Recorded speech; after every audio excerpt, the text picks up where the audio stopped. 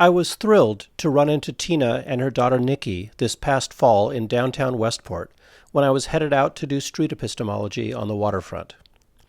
I had interviewed Tina with David for the Sound Epistemology channel early in the summer about Tina's belief that intuition is a reliable way for her to make decisions. I was interested in whether she had thought further about that chat and whether she was interested in a second conversation. We started out with me interviewing Nikki, but when we struggled to identify a belief to examine, we ended up going with Tina's assertions about the ethical foundations, or lack thereof, of scientific research. This was my first time having a second interview with a conversation partner, and I was happy that the rapport we had built the first time seemed to help us get into deeper things.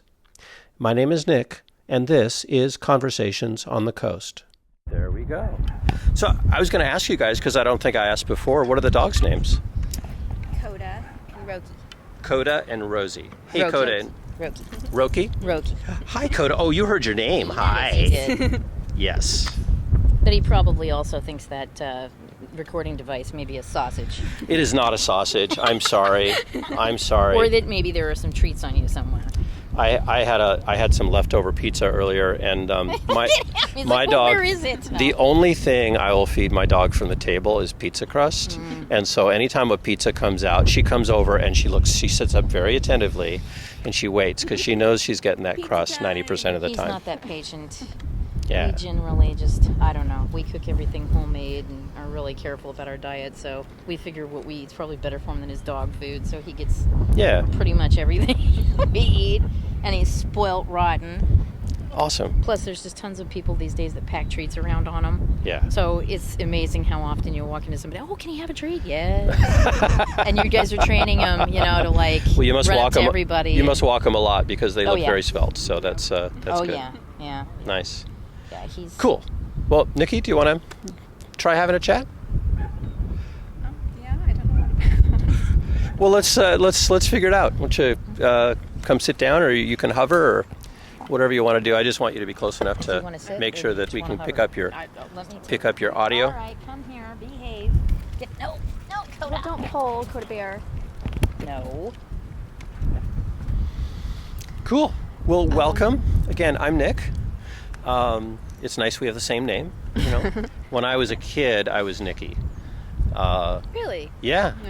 When I was a kid, everybody called me Nikki. There was an awkward period when people were still calling me Nikki that I didn't want to be Nikki anymore. But I became Nick. But yeah, we can say we have the same name just for the purposes of the conversation. But cool. So you guys came over from Ocean Shores today, and you're just hanging out. You guys just kind of come out and to chill on the other side of the harbor and look out and say, God, home is so close. Right. If we could only swim there. Yeah, we enjoy it over here. It's pretty. There's some fun stuff to enjoy. I don't remember. Maybe I might have asked you guys this the first time, but what do you like better, Bennett's Westport or Bennett's Ocean Shores? Westport. I would say that may Westport, just just purely locationally probably, but yeah, I don't know that there's really much difference between the two chains, but yeah. Honestly, we like it over here better. Yeah. Well, just the area in general, the people, the People, culture, the everything. It's all better. Ocean Shores is a little bit remote, and I feel like a lot more people kind of come through here. Is that true or not? I don't know. I mean, there's tons of people that go It's the through up type there. of It's just, people. it's more of a tourist throughway. Nobody Gotcha. sticks around for too long. It's kind of a party weekend type thing. Okay. Basically, the culture just is kind of like party, not really much. There's not much of that, like, substantial culture, really old beach town type culture like you have here. Okay. You don't get that feel off of it. Is there's probably not, I haven't gotten the impression that there's much of a fishery No. in Ocean Shores. No, like not the even fishing close. is here, so that kind of Zero. anchors Yes. Westport as a place, because a lot of the tourists that come out here, they come out here to go do fishing trips or pelagic bird trips or that kind of thing. Yeah. This is why we also like it down here, because we're more outdoorsy people. We like, outdoor sports like fishing and hiking and stuff like that. But not a big culture for that over there at all. I mean, mostly people over there sit in their condos and watch the waves if they've got a beach view or not. But it's largely a retirement community too. Exactly. The people that actually live there full time are mostly retired age. Okay. In that range. Yeah. Cool. And from the city, from what I can tell, largely. So they weren't used to having that kind of lifestyle to begin with. So it's kind of pulled that city culture out onto ocean shores, you know, and it's just different. Very different. Yeah. Well, I'm glad we settled here because this is. It's a nice place. It's got a good mix, and people seem to get along, even different sides of the political divide. And been having lots of interesting conversations about politics with folks, and I'm really glad we have this. I have this kind of like conversational structure to fall back on because beard. That would be the black one. Depends on what you call his beard. Yeah, kind of looks like it. They do. In all fairness, it does grow like an inch a day. It does. It's crazy. If we let it grow out, he'd be like maybe full length down to the ground. Wow. Yeah. Little ZZ Top going on. Exactly. Cool. All right. So so let's figure out if there's something we want to talk about. So what's something you believe that you think other people should also believe? I always had some difficulty with that wide a range. Yeah. It's like kin to the candy shop. I mean, we can almost just this is the problem for us pick anything, right? Yeah. But that you think other people should believe too. Yeah. She's very much okay. I'll leave everyone to their own. Very much If they want to believe something totally nuts, I really don't care as long as it's not hurting anyone else. Which I do too. But. So that's actually interesting because it kind of gets down to some of the fundamental things we talk about in street epistemology is like about truth. It's like I want to believe true things, and I want other people to believe true things.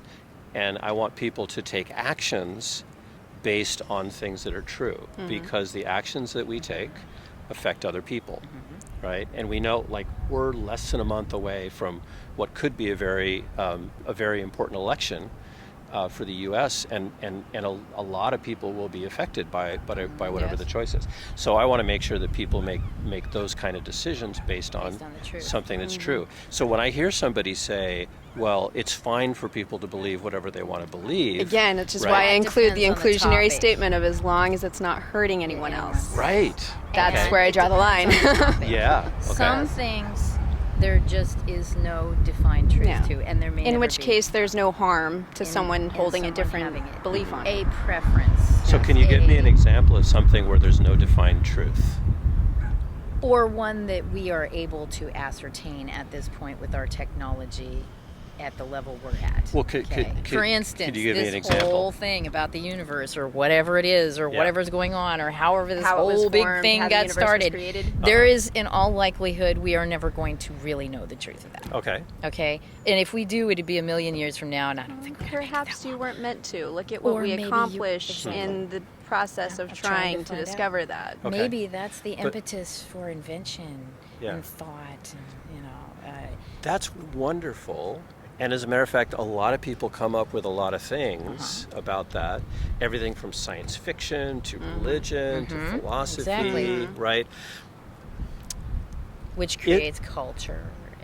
Is any thought that you have about the creation of the universe fair game? How do you mean fair game? Well, what do you mean by that? Like, let's take like a classic pair of examples. Creationism, right? The Christian God created the universe, or scientific cosmology, right? We know that there was a big expansion 14 or so billion years ago, and that's about all we know. And then there's a bunch of question marks, right? Is it equally valid to believe both of those? Are people who believe in Christian creation on an equally solid footing in terms of truth as are the people who say, well, there's a lot of things that we know and they conflict with that, and they're based on scientific examination? So would you say, if you were asked to kind of like to judge, if you were talking with a creationist and then a cosmologist, would you give those things equal weight? To me, that really comes down to application. Okay.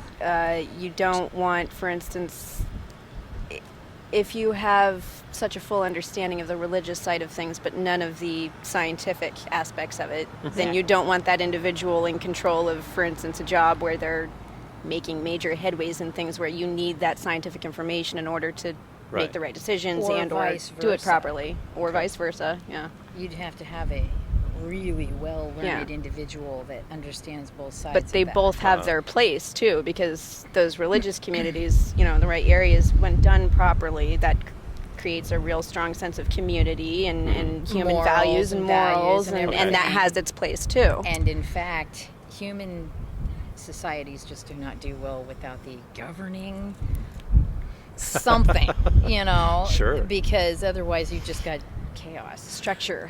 They have to have structure. That's right. Human beings as a whole really kind of require structure in order to have anything which you consider to be civilized society. Sure. Otherwise, all ancient cultures have had some belief about a higher powered being that, quite frankly, for all practical purposes, says do this or I'm going to spank you. Yeah. And without that, they just don't seem to be able to, Now that confuses me. I don't understand that. So here's an interesting thing. You said you hit another keyword that made my ears perk up in the middle of that, which was morals.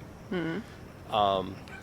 Taking those points of view again, like the Christian worldview and like a scientific worldview. Do you have any preference about where morals come from?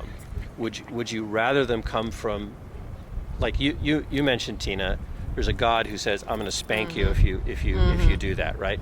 Would you rather have that, coming from a book of, I think there's divided opinions about the source of the book. Yes. Or would you rather have it come from scientific research, secular understanding, and so forth?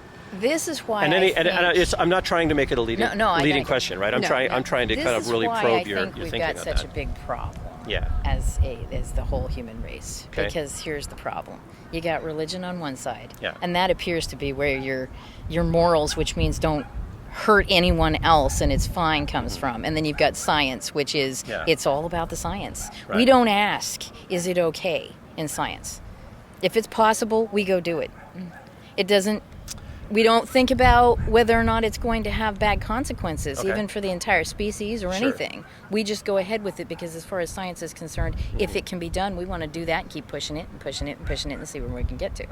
Is that universally true? Why would you believe that that's true? Universally true, I would say no. But it is, unfortunately, there's a high instance of it. Do it. Just due to human nature. Yeah. Due to just what goes on, you can see. I mean, they don't ask, should we be messing with genetics?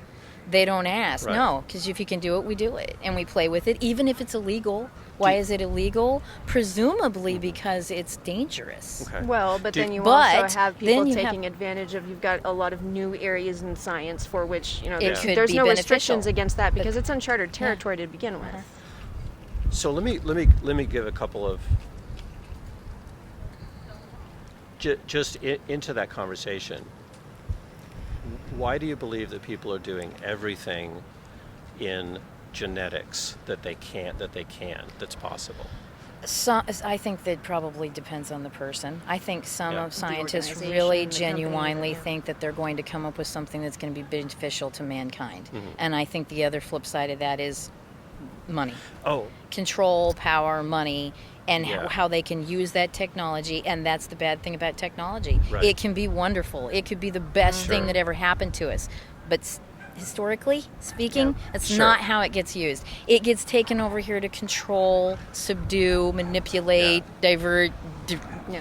divisive behavior, and and use it for that. Percentage of it. I think most scientists and most people on the ground actually making these discoveries and doing the work for that, for the most part, are good people. They really just want to help the world. Excited. But then you've got that small group of people that are on the top end, though, controlling that company and how that thing is used, how it's applied, whether or not it's sold to a government for warfare, for instance, versus being sold for discovering more medical advancements that could actually help people. Because pretty much every technology we've ever come up with had this great capacity to help and benefit society. Yeah. But it also, when used improperly, just like anything else, has this great capacity to do damage and harm and blow everything all up. Everything is intent. Exactly. So, intent. I loved that answer. I just want to clarify, when I asked, why do you think that they're doing everything that they can, I didn't mean why are they doing it. I meant, why do you believe that they are? Both those reasons. No, what? As in, what evidence why do you have believe to that it's suggest happening? that they are doing those kinds of things? What do you mean, as in why? So, as in, what evidence do you have? What are you seeing that suggests what to are you seeing that this is happening at that degree and at that uncontrolled of a level? Because you're seeing the effects of it. Okay. So let me give one example. This goes back to intuition. Yeah. Okay. Let me give one example. Human cloning. Mm-hmm. Do you think it's possible that we could do human cloning? I think they've done it. Why do you believe that? Because they can. And even whatever if they can do, they will. Currently, I believe we have and are working on the capabilities. Oh, I'll bet it's been done. Yes. I'll bet you they did it within no time flat after they cloned the first sheep. Why? Because you can. Because they can. Okay. And they want to see, wouldn't... Yeah. I mean, see, that's the bad thing about it. Even me, if I was in that lab, we have enough I would of a be capability for that scientific detachment that you can understand that angle of it, because it's just fascinating in and of itself. Because we'd be fascinated by it. And it's like, of course you'd want to know, what if you could make people healthier? What if you could remove pain and suffering entirely and sickness and illness? What if? Yeah. And if I was that person who had created cloning, I would be hard-pressed not to go there. And that's me, and I don't want to hurt anybody. I wouldn't do anything to hurt anybody. Yeah. We kind of, like between the two of us, Nikki would be over here like, Mom, that could have bad consequences. And I'll be like, oh, shit. You're right. But who stops in the middle of that process? Where's their companion to say, hey, just because we should or could, does that mean we should? So you really believe, and this is good. That's fantastic, because that's exactly what I want to do. I wanted to test your belief. So you really believe that scientists don't have an ethical boundaries that they're adhering to, because they will do it. Well, I would think rephrase it's that ethics to say them, that really, most scientists get so caught up in the tremendously fascinating and just purely that aspect of those scientific discoveries that they're not paying attention to the ways in which it is being used badly. I mean, we get on. I don't think most of them mean to. It's not something I don't think that they're on average consciously aware of. I don't think that most of them are doing it like, ha ha ha ha, mad scientist. I want to rule the world over here. No, I don't think they it's just not want to burn pinky in it the down. brain, but if you're the type of individual who can get into your thing. Yeah. Right? You get into music, or you get into art, or you get into anything you get into, and it fascinates you, and you enjoy doing it, and you're excited about that thing. Tunnel vision. It just you get this kind of creative tunnel vision going on, or intellectual, or whatever, that why would you want to stop? You don't want to stop. Yeah. You want to see where this is going to go. It's like hiking. You want to see where's this path go? Right. Where is this going to end? Okay. And these types of things, there's probably not an end to it. You can just keep diving and diving. And of course you'd want to do that out of intellectual curiosity alone. Yeah. But then you forget to stop and ask, should we proceed with this? Right. So I want to do something here. And I'm gonna kind of separate you out and ask for separate responses, because the way we form our beliefs is really an individual thing. And I get it. I could tell you guys spend a lot of time talking. Yes, we do. We do this all the time. You mind meld quite a bit, right? It drives people around us absolutely Which insane. is why I'm interested to see. And it's almost unfair to have you both listening to each other's responses, but I just want to see if there's some differential, between the responses. So Tina, please correct me if I'm wrong, but it sounds like at least one of the reasons, maybe the main reason, that you believe that scientists basically don't use moral boundaries when they're doing science, is that you're imagining yourself in the scientist's head and you're thinking about the way they think. I could understand if they think the way I do. Yeah. How they would get there without stopping to think, Right. should I do this? Okay. And use morals. And not make that, have them be a bad, it's not that they don't have I get morals. It. Yeah. Just that Right. they're so excited and that they're scientific discovery yes, kind of outweighs exactly, that. Right. Outweighs it's like, that. Yeah. It's not that they don't have morals. It's just that they're not applying them Yeah. because they don't stop to think to Right. apply them. Yeah. But And then if you did, you come up, sorry, if you did, No, that's good. you I love come the up with conversation. this It's great. conundrum of, Yeah. what do you mean I can't? Your own brain's telling you shouldn't do this. Yeah. You know, but I want to see. But But you wanna know. what? Maybe it wouldn't be bad. Maybe Yeah. it wouldn't. I could also see people with absolute perfect moral ethics deciding to go ahead and do it Right. because of the prospect of what it could be beneficial Yeah. versus the damage that it could do.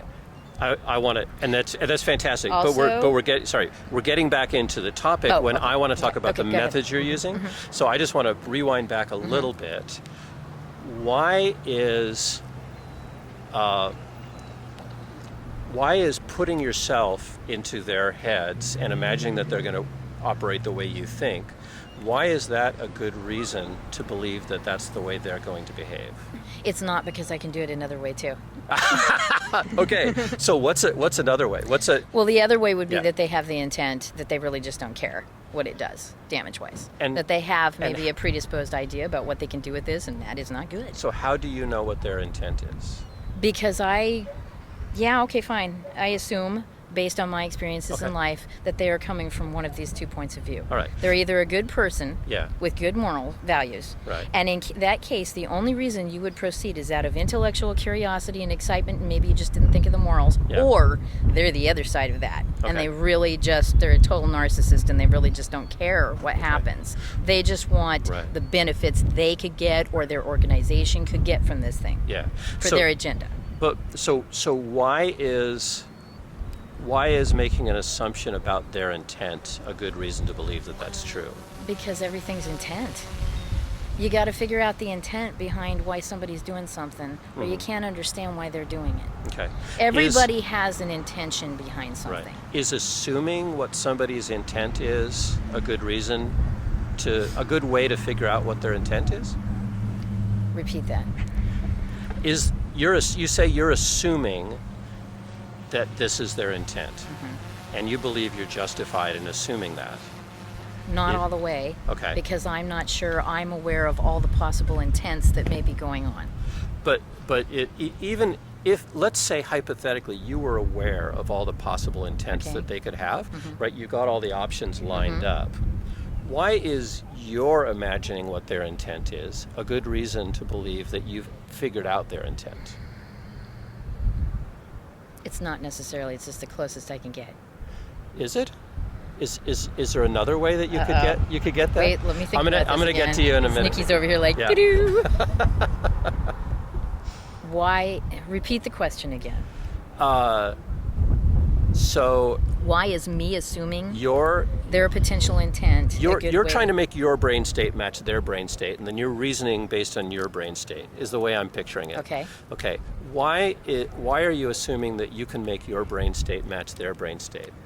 Is it possible that you're wrong? And is it possible that there's things that you haven't thought of? Oh yeah, absolutely. Because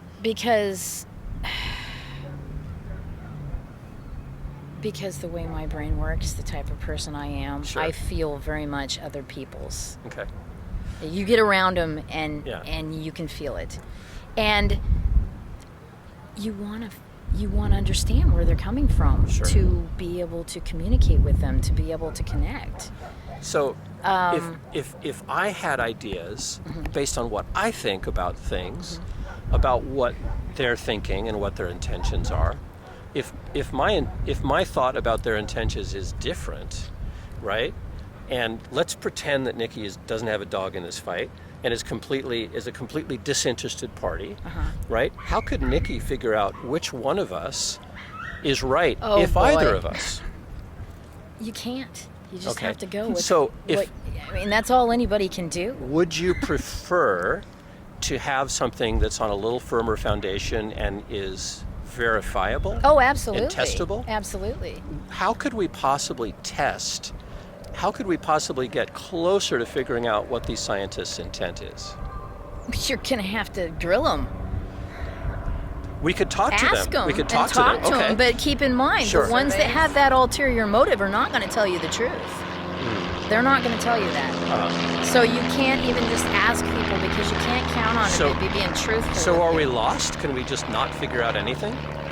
Or do you think there's ways, like, how could you maybe find out better? How could you Don't improve even. You're going to go there, aren't you? Go ahead, Nikki. You've been biting your tongue and you. sitting on this for I a got while. you. I'll give you mine and then I'll that go. comes down Okay. to the company. Okay. You'd have to be a mind reader. But that's not possible yet. Anyway. Oh, really? That we know of. Really? Yet, it's not possible. Maybe.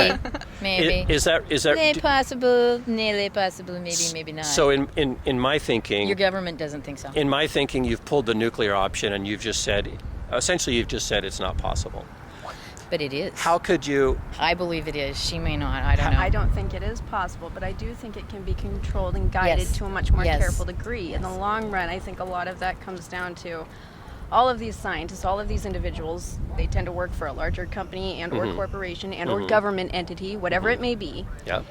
The people that are in those positions of authority, if they would put more effort into promoting company policies, business practices, ethical practices, you can't negate that type of thing entirely, I don't think, but via means like that, you could at least decrease it. Yes. You could at least mitigate And it some to a large oversight wouldn't effect. hurt. If you Right. oversight, transparency on these So I kinds think of what things. what you're saying is, we can't read their mind, we can't control them, but possibly there's communities of practice, there's guidelines and standards, And there's you can, oversight as and a verification. business owner and as a boss, you can watch what your employees do too. Yeah. If you have an individual here that is clearly just doing nothing but taking advantage of the Then situation, get rid of then them. that individual probably doesn't need to be there. So- Exactly. Get rid of them.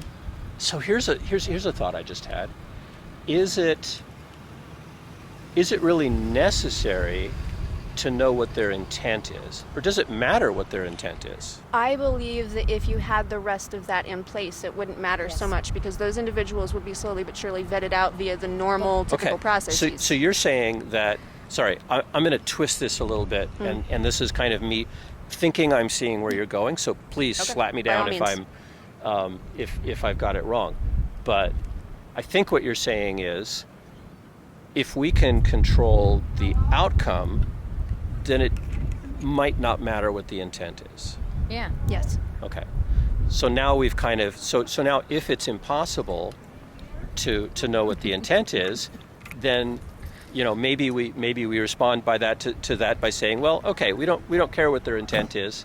Maybe they're just chasing the money, but since we're the ones paying them, right, we're gonna enforce kind of like the way they work. And Yeah. have some transparency Yeah. on that. Yeah. However, I still think intent is important. Intent Well, is of course, everything. intent is. And if you can, Yes. you It's should very know. important. On top of which, it's good to be aware Yeah. of the different intents people can have for Yes. your own personal safety as Yeah. well as the world. Yeah. Okay, there's probably a lot of different intents, although I believe they fall under two main categories, right? Either they do have compassion for everyone else and they're trying to do good, or they don't, Yeah. which we're all completely aware of. However, I think there's probably some others out there that are really fringy, but Sure. could still Could be. entirely be affecting the entire world, Yeah.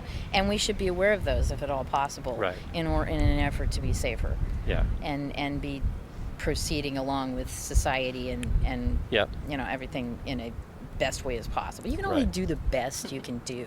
Sure. There's no perfect, Yeah. and there's a lot of things where there isn't any right or wrong. Like I said, is in personal preference. Sure. 'Cause this gets down to that too, Yeah. because some of that technology is either you may like it, I may not. Yeah. And that's just up to you as to how you which everybody should have that, as long as it's not hurting anybody else. They should have that right. Yeah. That's freedom. Yeah. I want to rewind a few steps back and I think I actually got both of your answers in that last thing, and I loved the way you interacted, because I saw that you each had kind of like different ideas about the topic, and I loved that. That was great. We go back and forth. Sometimes we match up perfectly. Sometimes we've got a little bit of a different spin on it. Basically, we're always debating, and that's not to say that neither one of us can get the other one. It's cool. She'll come up with things I won't come up with, and she's capable of getting me to go, maybe you got a point there. Yeah. Then I'll go thinking about it. Then we'll have another discussion. Yeah. And vice versa. But that's the point right there. Right. That's how we all should be. Yeah. Right? Yeah. Because if you do that, you're willing to go, oh, hey, maybe you have a point. Hey, let me think about that for a while and see what I think. And you know what? I think you may be right about that, Or at least you have maybe a good idea. Yeah. Right? At least might be going in a better direction. Beliefs are dangerous. Well, yeah, and that's... People go to war over beliefs. They fight and they kill for beliefs. Yeah. But a good idea... Right. It's just a process of, but thinking. ideas and beliefs are very much kind of the same. There's a lot of gray area, but basically, not the gray area. Like, just have a good idea, not a idea, the one you're willing to put belief behind. Not something that you are so convicted by that you are unwilling to look at any evidence to the contrary. Yeah. That's where it gets scary. So the point behind street epistemology is helping people understand not whether their beliefs make sense, but why their beliefs make sense how or don't. They think and why they think about it. Because here's the thing. That's how you get people to analyze whether or not their belief system is maybe something they should be going by or not. Yeah.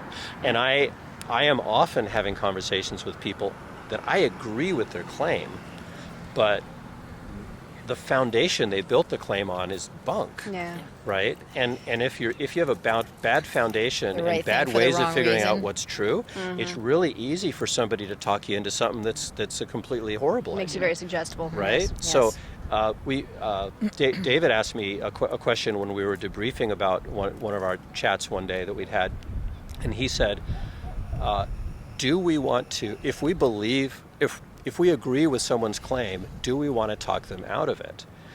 And I don't necessarily want to talk somebody out of a belief, but I want to talk them out of bad reasons for holding that belief. Agreed. Right? Because when somebody else comes along with a crazy, belief or a dangerous belief, wasn't based on something really good foundation, it's too easy to I want them to it. have the tools to be able to question it and figure out, is this likely true? And that's largely the biggest problem.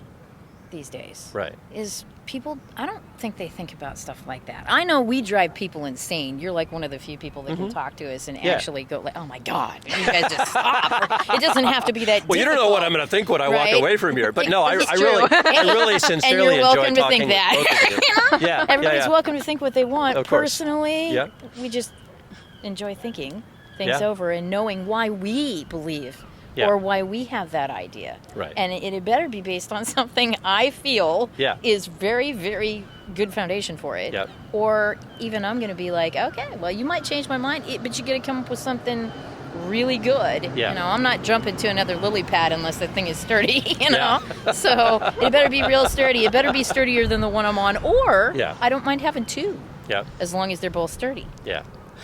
So anyway, I want to rewind 3 steps back. And we had talked about the way we got onto the conversation about scientists and morality was contrasting that with religion. So if scientists were making decisions about genetic engineering based on religious morals, what do you think about that? Do you think that would be better, worse, the same? I think there's too much bias involved in that to necessarily say that when you're going upon a scientific endeavor that you're going to have all your bases covered. Going at it just from that angle alone. Now, if you want to include that into it, by all means, as a part of a more bigger mechanism, but assimilated not on its own. But that's the problem, is that you've got one on one side and one on the other side, and they're just at total odds against each other. They clash with each other in a lot of areas. So why do you believe that there's bias in the religious arena that would color the way that morals are applied to genetic research? Perhaps bias is not the right term.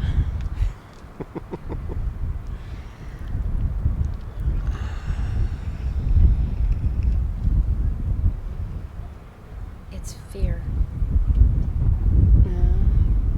think it's out of That's fear. the base emotion that you would They're afraid. belie to that. Science, and I'm not trying to get Science is afraid? Scientists are afraid? antagonistic over. Yeah. No, the scientists aren't, but the religious people are. Okay. Okay. Religion, to me, seems built largely on trying to make people feel comfortable, to address fears. Okay. Okay. When people are afraid, Yeah. they go nuts. Okay. Understandably. Sure. It causes stress. It causes problems. When you get under stress, you don't think properly. Okay. So science addresses, or a religion addresses fears. Let me just inject in here. I apologize for interrupting you, but I want to take us back to the conversation we had when reflecting on our last conversation, where you said that it's a good thing for people to make decisions based on instinct. Isn't fear one of those instincts? But people don't want to feel fear. Nobody likes fear. They want the magic pill that's going to keep them from being afraid, because afraid is pain. Right, but it's uncomfortable. So let me make it a little clearer. Fear what is I'm an saying. instinct, absolutely. So earlier you Yes. were saying it's a good thing that we listen to and make decisions based on instincts. Here, I think you're saying that religion shouldn't make our decisions because religion is based on an instinct, the fear instinct. No, religion is in place to what's the word I'm looking for? Dang it, my vocabulary fails me. But if it's a response to fear, relieve fear. Right. But so they should be feeling that fear. Yeah. And here comes religion and goes, no, we get this covered for you. It's all okay. They should feel that. But aren't you saying that they're choosing religion because they're listening to the fear? No, they're choosing religion to keep the fear at bay. So if you can choose religion to keep the fear at bay, or you listen to the fear and take another action to keep the fear at bay, why is listening to that fear a good reason to make either decision?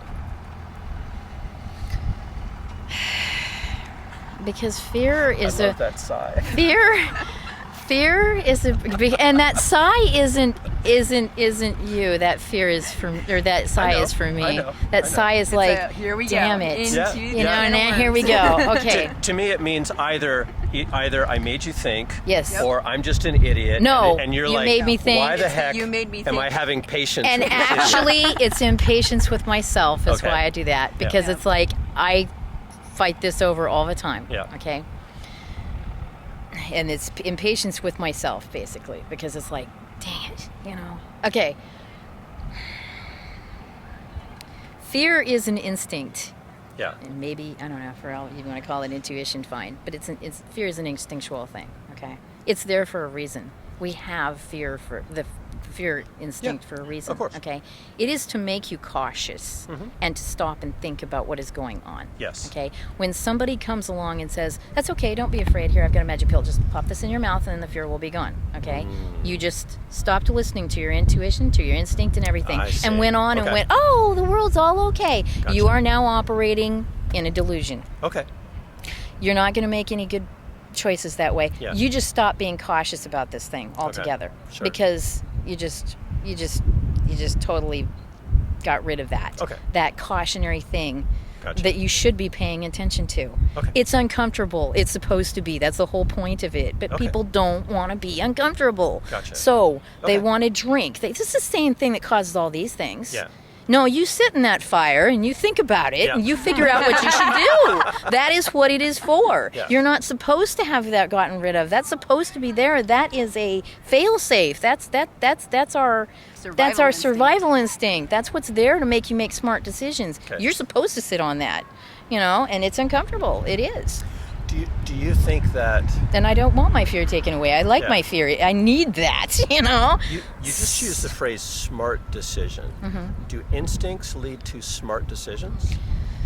Well, here you go again with I can't guarantee that everybody's instincts are correct. I mean, I've seen people that had none, I guess, or that was their instinct. They were burning it the wrong way. Yeah. Because How can we is my last name in this? No. Okay, good. My mother is a good example. Okay.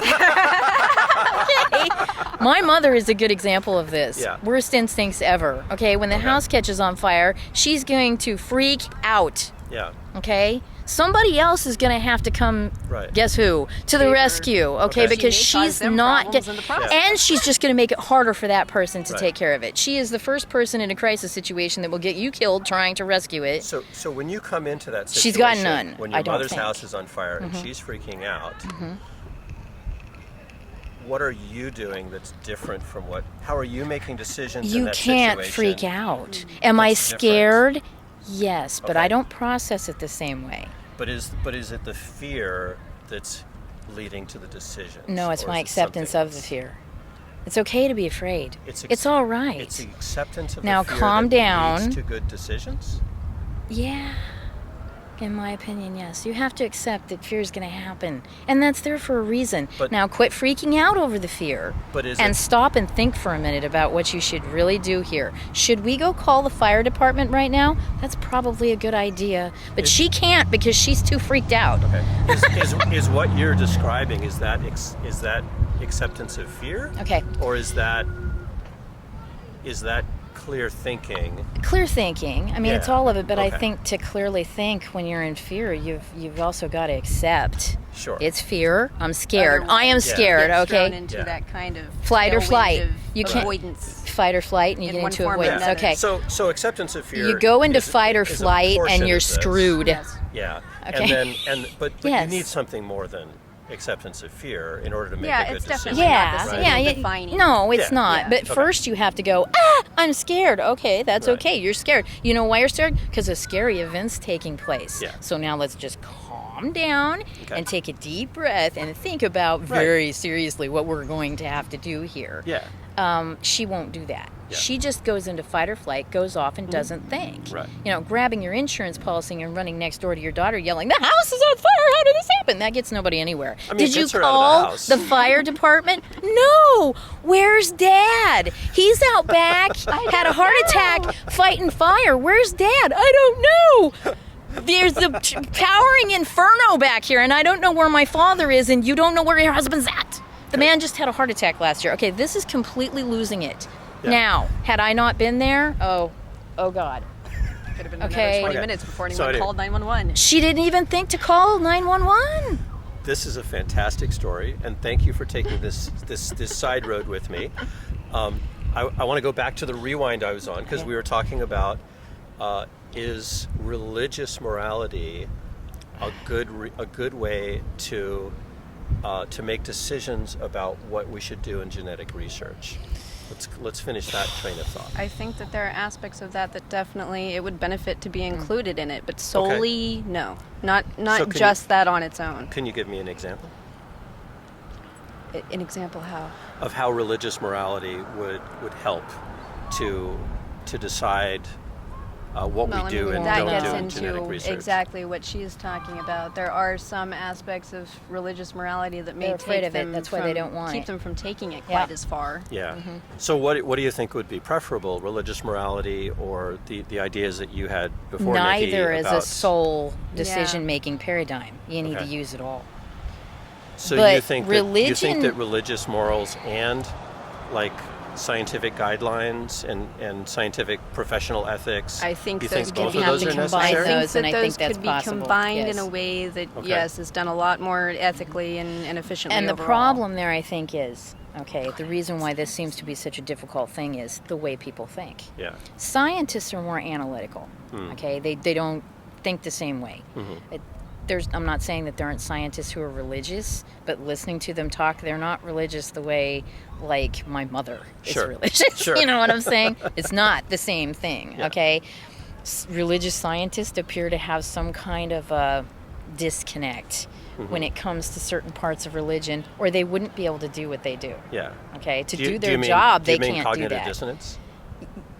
Which is in a way, yes. They're able to segment that off in their head. So that's the way they think. It may be the way their brains are. So why is religious morality a good thing to help you make decisions about Because I'm not saying even necessarily that religious morality is, the only way to include more ethical values into it. It's just that unfortunately Christianity and those forms of religion are the best basis we have for a strong set of moral values. That doesn't mean it's the only strong set of moral values. Well, certainly one of the more, if you're going to take something that the entire world is already familiar with and acknowledging of, then I'll grant you they're prevalent. Yeah. Yes. Are they the best? No. Not necessarily the best, but the most especially well not the way they're applied currently among the religious groups. Is there a better way to make moral decisions? Oh boy, certainly, likely, absolutely. Yes. Okay. But you'd have to. What's an example of, what would you point to as a better way to base your morality around genetic engineering? Like, say, about human cloning. I don't know about genetic engineering because I don't agree that genetic engineering is, I think we should leave it alone until we can make sure that it can't hurt anybody. I don't think we got any business playing with it. Mm-hmm. And there it is right there. Yeah. If there is no way, if this is totally incapable of hurting anyone, fine, play with it all you want to. But if it's capable of destroying mankind, especially, you don't mess with that. The risks outweigh the benefits. But you believe scientists are doing that now. Doing what? You said earlier you believe that scientists are doing human cloning. I'm sure they are. I don't doubt it one bit. Okay. Do you have evidence that they're doing that, or you're just, again, imagining that people are just doing it because they can? Because they can. Okay. They never don't do what they can. They've shown time and time again they'll go wherever they find out they can go. I mean, you've got proof. We created the atomic bomb. We've created lasers. We've got all kinds of stuff that never should have been invented, and yet they went there, and then they turn around and use it. Yeah. So why wouldn't they? And it's totally possible. Of course they can clone human beings. Of course they can genetically experiment with human beings. Yeah. So do you think that the reason, the atomic bomb is a great example? And besides, there are actually reports that it has been done. Okay, tell me about that. Nothing. You can't prove it. Yeah. Just like everything else. Okay. But there's reports from whistleblowers out of China that they've been doing it. There's reports from whistleblowers all over the place that they've been doing it. Credible people, scientists who say they've witnessed them doing this. I don't doubt it because they can. Okay. So how confident can it make you if you hear reports about whistleblowers from China? Is that the only No, because they can. I have that. Okay. I know that they can do it. The science is there. They can totally do it. They have the capability of doing it. Yeah. In the past, historically, if they have the capability of doing it, they will. Yeah. Okay? And then you hear reports from credible people saying that they've seen that they have. Yeah. That just kind of lends more credence to the fact that I figure they probably have because they can. But going back over the history of this conversation, right? We started out by you saying, "Hey, we can't stop them from having the intent because they can do it." And then Nikki, you brought up the great point that there are, medical ethics. There's ethics board. There's companies that are enforcing ethics, and maybe that's a better way to do things. So, and so I think we said that. Just because they can, that's an inference, but is that inference, does that justify a high confidence that it's actually happened? And I think we said maybe it wasn't, or do you still believe that that justifies having 95, 85%. We didn't talk about a confidence value, right? Yeah. And I'm maybe we should have. 100% confident that they have been playing with genetics and cloning human beings. 100%? 100%. That is how confident I have of our past history of what we do with technology and what we've seen so them if you're, do with it, that they'll do it because they have the capability. So and they've had it for a long time. Yeah. So I don't want to put words in your mouth again, but I'm going to. Would it be fair for me to say that your experience, and I think the atomic bomb, right? Yep. Manhattan Project, perfect example. Yep. Absolutely a time when we got some technology and we used it in a horrific way. Is the fact that has happened and the fact that they can do it a good enough reason to be 100% confidence? 100% confident means you can't be wrong. Yep. Is there anything that would lower your confidence that was actually happening? Nope. They've had that technology for too long. They've definitely, somebody's done it. Guaranteed.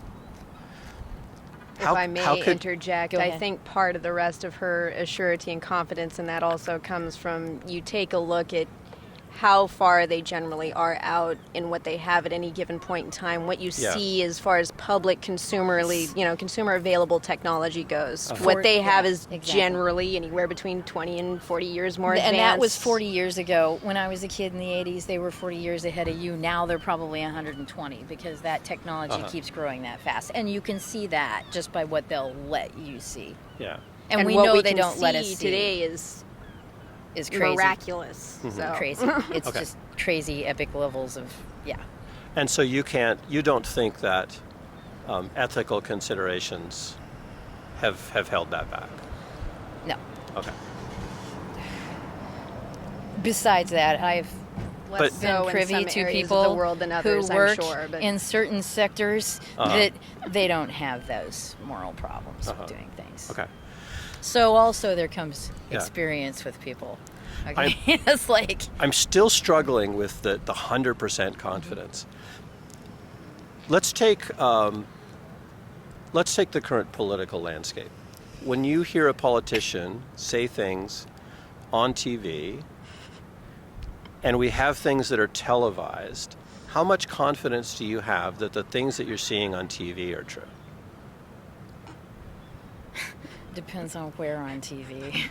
I definitely don't Most listen of the to time mainstream I give it media. about a 5% odds until I see a lot more information from a lot of other people. I don't even I believe that they believe what they're saying. So in the place where you're making an inference about things based on your cynicism about things that have happened in the past. You want to open a real can of worms. Do you, right? How can you be only 5% confident in what you see on TV, and yet you're 100% confident in something you're making an inference in? Because I know people. I know human beings. Because I know human beings. Does everything that human beings can do? You have to see the depravity of human behavior to understand that. Okay. Okay. But I know there are people out there who will do it just to watch the world burn. I know people like that. They don't care. If we had the opportunity to find out for sure, and I asked you, we're going to open this box and we're going to know 100% for sure, would you stake your life on that? I'm going to open this box, and if you're wrong that they haven't cloned human beings, you die instantly. Yes, I would. You would, because they are cloning human beings, I guarantee it. And you want to open another can of worms that I would stake my life on? Okay. Weather modification. Oh, I'm sorry, I used the wrong term. Geoengineering. Okay. I'll tell you what. I think we have had a great run with this conversation on. We just got into another one that's like that's for a different time. Well, no, my example. I have your phone number. Let's talk about weather modifications the next time. Okay. Does that sound good? Yeah. Cool. And I'll bet you $10 that in the next 5 to 10 years you find out they've been doing it. Well, if you listen to Marjorie Taylor Greene, that's what all the hurricanes are in Florida right now. She's not the only one. Well, okay. You got Dean Winnington, you've got a whole bunch of people that have worked for our federal government. All right. You've got a lot of people saying that, including senators, governors, because scientists. That's right. Even Michio Kaku, that government shill, is over here saying that it's going on. Let's save this because this is delicious. Oh God, I just called Michio Kaku. Delete that. All right, thank you. I don't want Tina. investigated. Thank you, Nikki. Thank you. It has been an absolute delight. It was very enjoyable. Yeah, I really enjoyed talking with you too. You've been listening to Conversations on the Coast, a series from Washington State featuring civil conversations using street epistemology to explore what people believe and why. Find out more at streetepistemology.com.